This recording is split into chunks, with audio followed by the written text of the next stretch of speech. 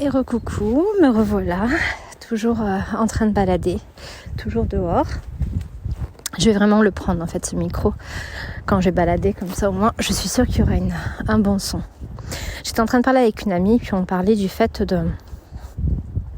d'arriver à un moment donné où parfois on n'est plus en phase avec certaines personnes, on n'est plus sur la même longueur d'onde, ni dans les mêmes envies, les mêmes aspirations, les mêmes besoins, etc., la même vision. Et que ça peut être difficile des fois de dire certaines choses à certaines personnes, d'autant plus quand ça peut être des proches, et encore plus quand c'est la famille. Et en fait, parfois, on a le besoin de prendre de la distance, de s'éloigner.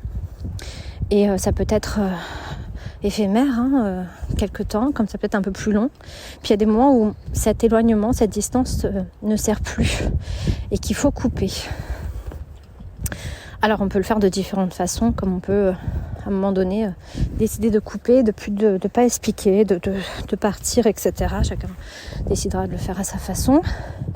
C'est quand même un peu mieux si on peut expliquer. Des fois il y a des personnes qui n'arrivent pas sur le moment. Mais si on peut expliquer un petit peu le pourquoi, au moins le dire, ça peut être intéressant pour chacun. Histoire de réfléchir un peu, de méditer, parce que bon... Il y a aussi la première, avant de couper, il y a toujours, et moi je prône beaucoup d'essayer de parler et de se comprendre et de trouver des solutions. Mais en fait, il faut qu'il y ait l'amour en fait. Ça aussi, c'est un point qui est très important. Parce que d'ailleurs, l'amour sera toujours plus fort. Et quoi qu'il se passe, quand il y a de l'amour, on arrive toujours à surmonter les choses. Mais il faut qu'il y ait aussi l'amour dans les deux sens. C'est un point aussi très important. Mais quand on arrive à un moment donné où il n'y a pas assez d'amour, en tout cas le fait est que voilà, qu'il faut arriver à couper. Il y a peut-être des petites choses à dire avant et du coup avec cette amie, en tout cas elle me disait à quel point c'était difficile pour elle de dire certaines choses. Et du coup on parlait et puis je lui expliquais comme quoi là est arrivé à un terme où il fallait vraiment qu'elle le fasse parce que même si couper avec quelqu'un, surtout quand c'est des proches et quand je disais encore c'est que c'est la famille, ça peut être très compliqué, mais quelque chose que je vous invite déjà à faire, c'est vous poser la question, si cette personne n'était pas de ma famille, est-ce que je serais proche d'elle? Est-ce que je serais amie ou pas? Est-ce que je m'entendrais avec elle? Et après, un point aussi très important, c'est est-ce que la personne en elle-même, si je coupe, elle va me manquer? Est-ce qu'elle va me manquer ou est-ce qu'en fait je coupe pas parce que c'est la famille et que c'est pas bien, parce que vu de la société, etc. Bon bref. Parce que si en fait vous vous rendez compte que si vous coupez avec cette ou ces personnes-là, qu'en fait elles ne vous manquent pas, l'histoire elle est déjà réglée quoi. Vous êtes en constat déjà que la personne en elle-même, vous n'êtes pas en accord quoi. Après quand je parle d'accord, on peut être différent, on peut avoir des visions différentes, il y a la différence qui va être complémentaire et qui va être intéressant. Et puis il y a la différence en fait qui est pour le coup là vraiment différent et qui fait que on n'est pas sur la même résonance. On n'est pas sur le même plan et du coup ça passe pas en fait. Et c'est pas une question d'un qui est mieux que l'autre ou c'est une question vraiment énergétique. Comme des aimants, il y a des aimants selon les pôles, ils vont en fait s'attirer, puis selon les pôles en fait ils vont avoir cet effet de partir chacun à l'opposé en fait. C'est magnétique, c'est comme ça. Et c'est pour ça aussi que il faut avoir la sagesse ou une certaine intelligence pour comprendre ça et se détacher de lui il est bien ou lui il est pas bien et moi je suis bien ou je suis pas bien. C'est pas comme ça que ça fonctionne. Mais en tout cas, pour revenir au sujet initial, je voulais parler de ça, du fait de dire certaines choses parce que c'est important, parce qu'avant d'en arriver à prendre des distances ou de couper tout simplement, c'est quand même mieux si on peut essayer de se parler, essayer de se comprendre. Et des fois, vu qu'on a chacun notre vision et qu'on a chacun notre vie, c'est vite fait en fait de pas se mettre à la place de l'autre et de voir les choses comme on les voit nous. Et c'est ça en fait qui manque à ce qu'une situation peut se régler et s'harmoniser. Donc ça sera toujours intéressant, mais à un moment donné, on arrive au fait où il faut couper. Et vraiment, il faut le faire. Alors après, c'est pareil, ne figez pas quelque chose. Peut-être que vous allez couper pour quelques mois, quelques semaines, quelques jours, quelques années, peut-être définitivement, mais vous ne savez pas le jour où vous le faites. Et restez à l'instant présent. Mais en tout cas, ce qui est sûr, c'est qu'à un moment donné, il faut couper parce qu'en fait, en gardant des liens avec des personnes avec qui on n'est plus en résonance, et surtout si à un moment donné, la présence de cette personne va nous faire du mal, il faut couper parce que, par exemple, pour le cas de cette amie, en fait, c'est quelqu'un de la famille. Et même si elle n'a pas des nouvelles souvent, rien que des fois, un petit message va la blesser, va lui faire du mal. Et du coup, alors après, encore une fois, elle donne son pouvoir à ce message, à ce mot, à cette personne, mais au final, si on le prend d'une façon très basique, ça va lui pourrir la journée, et peut-être même 2 journées, et 3 journées. Et puis, en fait, pendant ce moment-là, elle ne sera pas pleinement en train de s'occuper de ses enfants, de passer un bon moment avec eux, parce qu'en fait, voilà, elle ne sera pas bien, elle sera encore en train de penser, à cogiter à ce petit message, à cette peut-être cette incompréhension, ce conflit. Et en fait, c'est là où on peut dire, en fait, on peut se servir de ce dicton de tendre le bâton pour se faire battre, parce qu'en fait, si vous avez une relation avec quelqu'un, peu importe quelle qu'elle soit, et qu'en fait, à un moment donné, ça amène à de la tristesse, à de la douleur, à être blessé, arrêtez.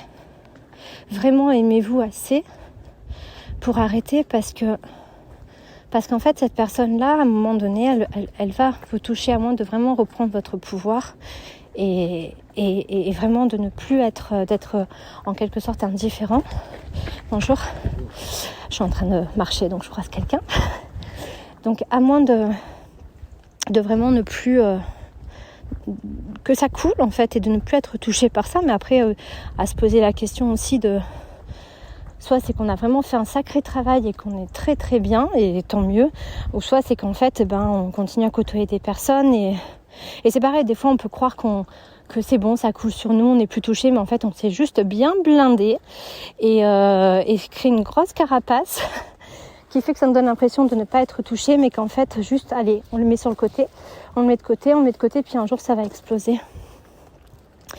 Donc voilà, donc vous pouvez vous dire, oui, ça se fait pas, et oui, mais cette personne, voilà, c'est de temps en temps, c'est pas grand-chose, j'ai très peu de contact. Oui, mais si en fait, du peu de contact, ça va automatiquement générer quelque chose qui va vous blesser, arrêtez. Vraiment, aimez-vous assez, respectez-vous assez pour ne plus en fait laisser des personnes vous faire du mal. Et peu importe sous quel statut en fait elles le sont, si en face vous n'arrivez pas à trouver une même longueur d'onde quant à la vision du respect, parce qu'on peut avoir chacun notre vision par exemple du respect, si on n'arrive pas à être sur au moins un terrain d'entente qui soit vraiment dans le respect de l'un et de l'autre, il faut stopper. Il faut stopper, donc pensez à ça. Pensez au fait que si vous laissez une petite porte, une petite ouverture à quelqu'un qui a ce don-là à chaque fois, de toucher une blessure. Donc après, ça peut être intéressant parce que la personne, elle va toucher quelque chose, parce qu'automatiquement, elle va, participer à contribuer à réveiller une blessure qui est déjà en vous, et ça peut être aussi un moyen intéressant de le voir et de le travailler. Mais bon, en même temps, voilà, on va pas tout travailler en même temps. Des fois, ça peut être un petit peu trop. Donc voilà, soyez dans cet amour pour vous, et puis repensez à ça. Repensez au fait que vous laissez la personne régulièrement vous faire du mal, et vous toucher et vous atteindre. Et à un moment donné, ce plus et plus et plus, parce que ça peut paraître pas grand chose, mais si on parle d'un effet cumulé, ça fait plus. Et à un moment donné, ça devient un gros quelque chose. Alors avant que ça soit trop lourd, trop blessant, trop compliqué, que ça vous a trop touché, ayez cette sagesse, cet amour surtout, cette intelligence, mais cet amour surtout envers vous-même, d'arrêter et de clôturer par respect pour votre personne, pour vous, et surtout si en plus vous avez d'autres personnes qui sont autour de vous et qui n'attendent que votre amour, mais que vous êtes blessé par d'autres et que du coup ça ne vous permet pas de pouvoir vous ouvrir à ceux qui sont là près de vous, plein d'amour, et qui attendent aussi votre présence, votre attention, votre amour. C'est dommage que eux ils payent les pots cassés des autres en fait, et qu'ils aient les répercussions de ce manque d'amour en fait, ou ce manque de respect de l'autre côté. Donc voilà, pensez bien à ça. Et même si je sais que c'est pas évident, parce que je sais de quoi je parle, faites-le et vous verrez que prenez le temps aussi de ressentir ce soulagement, parce que il y a une distinction aussi entre le fait de j'ai coupé avec quelqu'un et ça me fait mal, parce que forcément c'est pas agréable et forcément ça va faire mal, et j'ai bien fait, parce que c'est pas parce que vous êtes il faut essayer de bien discerner. Moi j'ai coupé par exemple avec des personnes et ça n'a pas été évident de le faire, et ça m'a généré beaucoup de tristesse, et j'en ai souvent pleuré, mais pour autant en parallèle je savais que j'avais fait le bon choix, parce qu'en parallèle ça me faisait quand même beaucoup de bien. Ça m'enlevait tout ce poids de admettons quand on va se voir, est-ce que ça va bien se passer, ou alors de ce petit mot là que je viens de recevoir qui me perturbe et que du coup j'ai du mal à le dire et que je suis pas bien, et que si admettons j'en parle je suis pas comprise et que du coup ça me...